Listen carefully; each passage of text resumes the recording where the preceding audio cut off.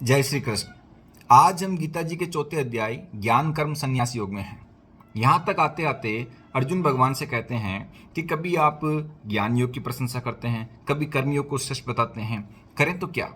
भगवान कहते हैं कि सभी मनुष्य के कर्म ज्ञान से युक्त होने चाहिए, साथ में प्राप्त होने वाले फलों से संन्यास अर्थात कर्म फल के त्याग करने को भी कहा गया।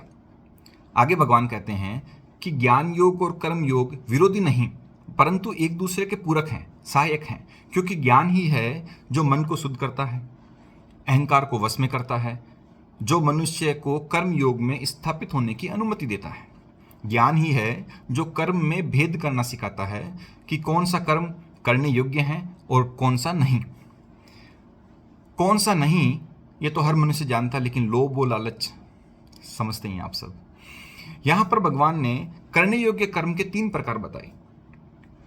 फल की इच्छा से किया गया कार्य कर्म अर्थात सामान्य कर्म, बिना फल की इच्छा से किया गया कार्य अकर्म अर्थात श्रेष्ठ कर्म, और फल की अत्यधिक कामना से किया गया कार्य विकर्म, इसे दोष युक्त कर्म कहा गया है।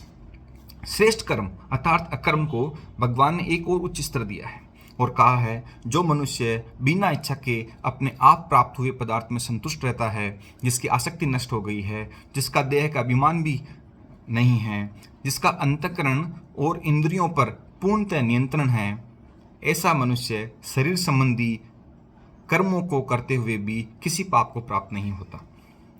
इस रहस्य को बार बार सुने, समझें, और समझेंगे तो समझ में आएगा ही।